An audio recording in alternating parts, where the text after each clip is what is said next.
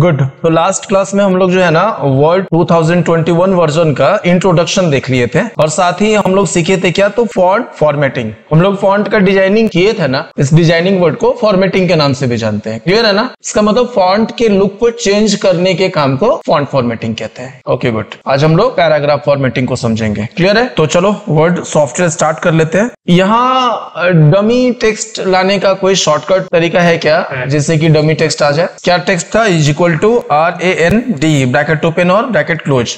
Good. और enter press करेंगे तो इतना डमी टेक्स्ट आ जाएगा। राइट? यहाँ तक तो कोई प्रॉब्लम नहीं है। इस डॉक्यूमेंट में कितने पैराग्राफ्स हैं? अभी 5। क्लियर है ना? 5 ऐसे पैराग्राफ्स है जिनके अंदर डेटा दिख रहा है और 6 पैराग्राफ जो है वो ब्लैंक पैराग्राफ है। मतलब ये जो कर्सर जिस जगह भी है वो भी एक पैराग्राफ ही है, बट ब्लैंक है। ब्लैंक मतलब खाली, इस पैराग्राफ में कोई डेटा नहीं है। क्लियर हो गया बात? अभी इस बात को समझने के लिए यहाँ सबसे लास्ट में एक शो हाइड बटन दिख रहा है। जैसे ही आप इस पे क्लिक करोगे हर पैराग्राफ के एंड में ये एक मार्क शो करने लगेगा। क्लियर है? आप देख सकते हो लास्ट वाले पैराग्राफ में ये मार्क शो कर रहा है। इसका मतलब ये होगा कि ये भी एक पैराग्राफ है, बट इसके अंदर अभी डेटा कोई एंट्री नहीं हुआ है। क्लियर है? सर अगर मुझे नया पैराग्राफ बनाना होगा तो क्या करना होगा? एंटर प्रेस करेंगे।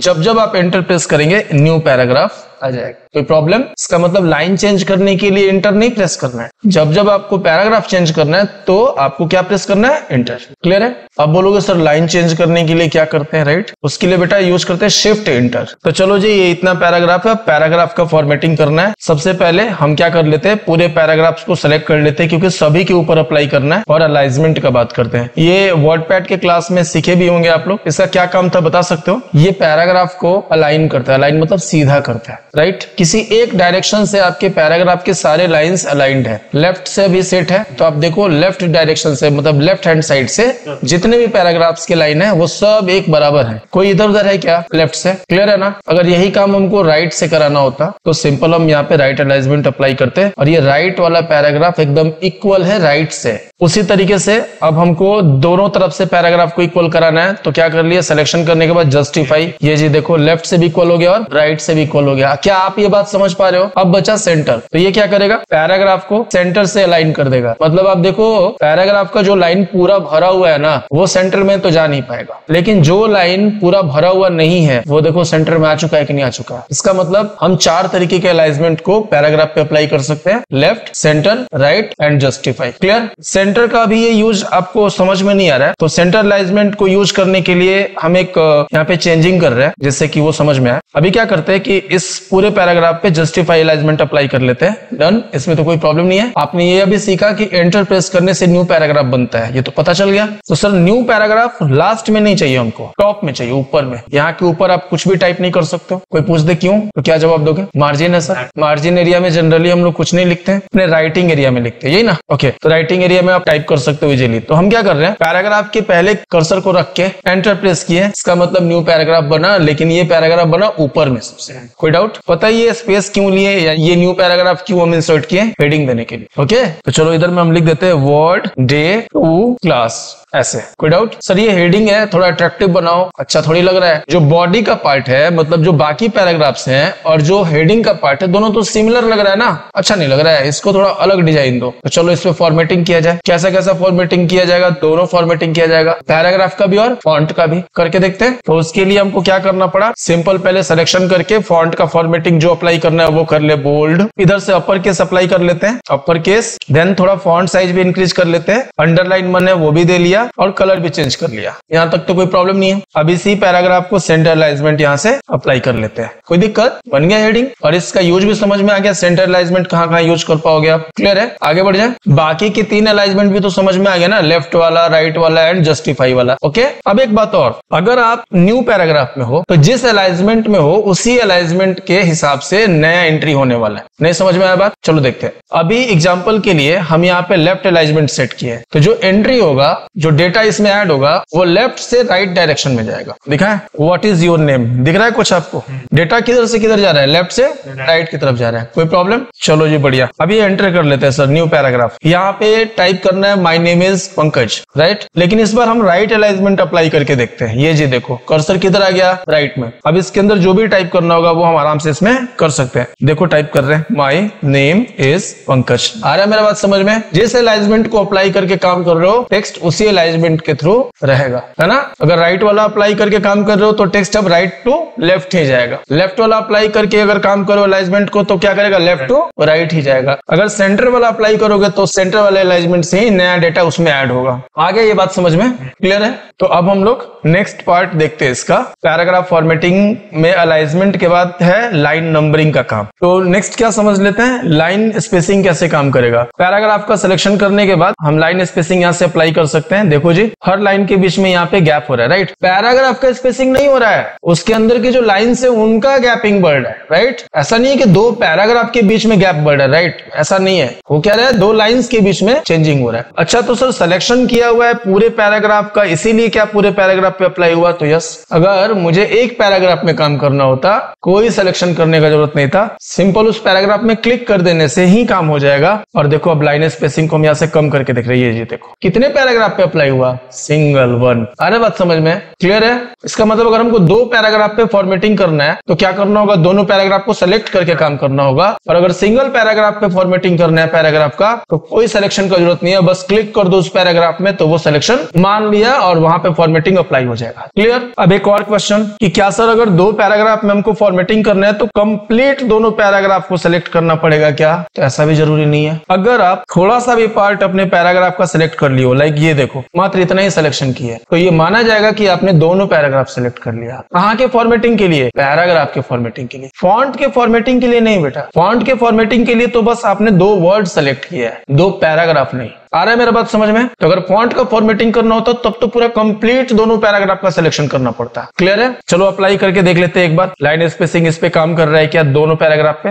ये जी देखो, आ रहा है मेरा बात समझ में? क्लियर है? तो पैराग्राफ फॉर्मेटिंग में आपने सीखा अलाइनमेंट एंड लाइन स्पेसिंग। अब देखो नेक्स्ट पार्ट आ जाता है शेडिंग का। शेडिंग क्या करेगा, हमारे पैराग्राफ में कलर फिल करा देगा। ये जी देखो इस तरीके से ये क्या कर रहा है, कंप्लीट पैराग्राफ में कलर फिल करा रहा है, राइट। अच्छा, अगर कलर अप्लाई करना होता था तो हम लोग पहले क्या करते थे, फॉन्ट का कलर चेंज करते थे। फर्क है या नहीं दोनों में? एक तो टेक्स्ट के कलर को बदला अभी वाला फॉन्ट कलर, और जो पहले वाला था वो क्या करा, शेड अप्लाई कर रहा है, मतलब छाया दे रहा है, किसी कलर का शेड अप्लाई कर सकता है। और वो भी कंप्लीट पूरे पैराग्राफ में, किसी लाइन में नहीं, किसी वर्ड में नहीं, कंप्लीट पैराग्राफ में। बस क्लिक करना है आपको पैराग्राफ में और जो भी शेडिंग का कलर लेना है यहाँ से आप ले सकते हो। चलिए कोई डाउट? आगे बढ़ जाए। इसी के जैसा सर बॉर्डर मिलेगा। ये जी देखो अभी बॉटम बॉर्डर लगाएगा, नीचे की तरफ लाइन दिया। हम बोले नहीं सर इसके और भी कुछ टाइप्स है तो वो दिखा दो। ये देखो top, left, right, no border, बिल्कुल कोई बॉर्डर नहीं चाहिए तो। और ये क्या नेक्स्ट वाला है, ऑल बॉर्डर। तो ये जी देखो चारों तरफ से बॉर्डर दे दिया, कोई दिक्कत? चलो जी फिर से यहां से कर लेते हैं हम नो बॉर्डर। और अब मल्टीपल पैराग्राफ्स को सेलेक्ट करने के बाद बॉर्डर अप्लाई करके देखते हैं। ऑल बॉर्डर, ये जी देखो ऑल बॉर्डर अप्लाई करने से आउटसाइड तो बॉर्डर का लाइन मिला ही मिला, इनसाइड वाला भी मिल गया। हम इसको फिर से कर लेते हैं नो बॉर्डर। अब एक और बॉर्डर का टाइप मिल रहा है, ये कौन सा, आउटसाइड बॉर्डर। इस बार इनसाइड में दिया है क्या बॉर्डर? अंदर में तो नहीं दिया ना, केवल बाहर बाहर से बॉर्डर दिया ना। आ रहा है ये सब बात समझ में? Okay good. इनसाइड केवल चाहिए तो इनसाइड ले सकते हो। अगर इससे भी ज्यादा आपको बॉर्डर का सेटिंग चाहिए तो आप सबसे नीचे आ जाओ, बॉर्डर एंड शेडिंग के डायलॉग बॉक्स को ओपन करो। याद है ना डायलॉग बॉक्स क्या होता है, बताए थे पिछले क्लास में। ये डायलॉग बॉक्स है या विंडो है? ये डायलॉग बॉक्स है। और ये जो था पीछे ओपन हुआ था ये क्या था, विंडो। तो बढ़िया, अब हम क्या क्या सेटिंग कर सकते हैं, देखो इधर बॉर्डर का सेटिंग। सबसे पहले तो इन सेटिंग में से कोई एक सेटिंग आपको सिलेक्ट करना होगा। एग्जांपल के लिए हम शैडो सेलेक्ट किए और यहाँ से कैसा लाइन चाहिए, डैश लाइन चाहिए, डॉट लाइन चाहिए, डबल लाइन चाहिए, वो आप ले सकते हो। और उसके बाद कलर भी सेट कर सकते हो, जैसा कलर आपको अप्लाई करना है लाइन का वो सेट हो जाएगा। सर चारों तरफ से तो बॉर्डर दिखाई दे रहा है, आउटसाइड वाला, इनसाइड वाला नहीं दिखाई दे रहा है। ये देखो ये बटन पे क्लिक करो, इनसाइड बॉर्डर भी ऐड हो जाएगा, कोई प्रॉब्लम। बॉर्डर सेट कर लिए, लाइन का थिकनेस अगर चेंज करना है तो वो भी आप यहाँ से बदल सकते हो। ठीक है जी, थोड़ा ज्यादा ही हो गया, इसको कम कर लेते हैं। एंड क्या करना है इधर से आप, ओके ये जी देखो अप्लाई हो गया, कोई प्रॉब्लम। सिंपल बॉर्डर तो लग ही जाएगा, थोड़ा अगर डिजाइनिंग वाला बॉर्डर लगाना है तो वो भी कर सकते हो। और थोड़ा सीख ले क्या उसमें, बॉर्डर लाइन के अंदर थोड़ा और कस्टमाइजेशन कर लेते हैं। चलो देखते हैं इस बार क्या किया हम। बॉर्डर एंड शेडिंग में जाने के बाद हम चाहते हैं क्या कि मल्टी कलर बॉर्डर अप्लाई किया जाए। मल्टी कलर बॉर्डर मतलब लेफ्ट में किसी और कलर का बॉर्डर लाइन हो, राइट में किसी और कलर का बॉर्डर लाइन हो। तो उसके लिए अब हम करेंगे क्या, सबसे पहले ध्यान दो कस्टम पे क्लिक कर लेंगे और उसके बाद कलर चेंज करेंगे। कस्टम मीन्स हुआ आप कोई पहले का सेटिंग सेटिंग नहीं यूज कर रहे हो, खुद का नया सेटिंग यहाँ पे अप्लाई करना चाहते हो। क्लियर है बात? तो आप जैसे रेड कलर का इधर में कलर चूज कर लिए, बस सिंपल इस लाइन पे क्लिक कर दो। ये जी देखो, इस बार जो बॉर्डर का सेटिंग कर रहे हो वो आप अपने हिसाब से सेटिंग करके अप्लाई कर रहे हो। पर्पल तो था ही पहले से, तो अभी यहाँ से ले लेते हैं ब्लू, एंड ब्लू को इधर रख लेते हैं सेंटर में, टॉप बॉटम को पर्पल ही छोड़ देते हैं। देन ओके, ये जी देखो क्या अप्लाई हो चुका है वैसा सेटिंग, आपको दिख रहा है अच्छे से। क्लियर है, कोई डाउट नहीं, बॉर्डर समझ में आ गया अच्छे से। सर इस बार क्या प्रॉब्लम आया कि जो शेडिंग हम लोग अप्लाई किए थे ना वो सिंगल कलर का था, हम चाहते शेडिंग में भी थोड़ा सा कुछ कस्टमाइजेशन हो जाए। आ रहा है मेरा बात समझ में? तो देखो ये सामने से तो नहीं कर पाओगे बेटा, सामने से तो सिंगल कलर मिलेगा, फ्लैट कलर उसको बोलते हैं, सिंगल कलर को फ्लैट कलर भी बोलते हैं। तो अब हम क्या करने वाले हैं, जितने जगह पे हमको शेडिंग का कस्टमाइजेशन करना था उसको, उस पैराग्राफ को सिलेक्ट करने के बाद जाएंगे वापस से बॉर्डर एंड शेडिंग में। ये जी देखो शेडिंग के लिए अलग से एक टैब दिया हुआ है, शेडिंग टैब, और यहाँ जाने के बाद देखो आप फिल कलर अप्लाई कर सकते हो, जैसा भी कलर चाहिए हो। हम सोच रहे हैं क्या yellow colour, light yellow colour set कर दे। देन हम यहाँ से स्टाइल भी अप्लाई कर सकते हैं। अब ये स्टाइल अभी समझ में नहीं आ रहा है, जैसे हम यहाँ से 5% का डिजाइन सेलेक्ट करते हैं, ये देखो यहाँ पे कलर सेट करने का भी ऑप्शन आ रहा है, और वो कलर सेट होने के बाद यहाँ पे आप प्रीव्यू में देख सकते हो कैसा आपका शेडिंग अप्लाई होने वाला है। क्लियर है, ये बात समझ में आया? सर इसका कलर चेंज कर सकते हैं फिर से क्या? बिल्कुल, देखो ये रेड कलर का हो गया, एंड इसके डिजाइन को भी आप चेंज कर सकते हो, पैटर्न के डिजाइन को भी चेंज कर सकते हो आप यहाँ से इजिली। ये देखो कोई भी डिजाइन ले सकते हो, इवन और भी आपको कुछ यहाँ पे डिजाइन मिल सकते हैं। नीचे की तरफ आना होगा, आप चेक करना है एक एक करके। मुझे ये ग्रिड वाला अप्लाई करना था यहाँ पे, तो उसी का सिलेक्शन किया, राइट, और इसके बाद फिर ओके। आ रहा है मेरा बात समझ में? बॉर्डर अच्छे से समझ में आ गया, शेडिंग भी अच्छे से समझ में आ गया। क्या हम लोग पैराग्राफ फॉर्मेटिंग का नीचे वाला रो पूरा कंप्लीट कर गया? कोई डाउट? अब क्या करना है ना कि सर हमको इसको प्लेन कर देना है, वापस से नॉर्मल कर देना है, पहले जैसे होता था। याद है फॉर्मेटिंग को क्लीन करने के लिए क्या करते थे? यहाँ पे हम क्लिक करेंगे क्लियर ऑल फॉर्मेटिंग के ऊपर, जैसे कि जितना भी फॉर्मेटिंग अप्लाई हुआ है वो सब क्या हो जाएगा, हट जाएगा यहाँ से। ये जी देखो, तो पैराग्राफ फॉर्मेटिंग का ये पार्ट कवर हो गया। आई थिंक आज के लिए काफी है। ओके, आप लोग इसका प्रैक्टिस कर लो प्रॉपर। कोई डाउट आता है तो नेक्स्ट क्लास में हम लोग बात कर लेंगे। ठीक है, तो आज के क्लास के लिए इतना ही, मिलते हैं अगले क्लास में।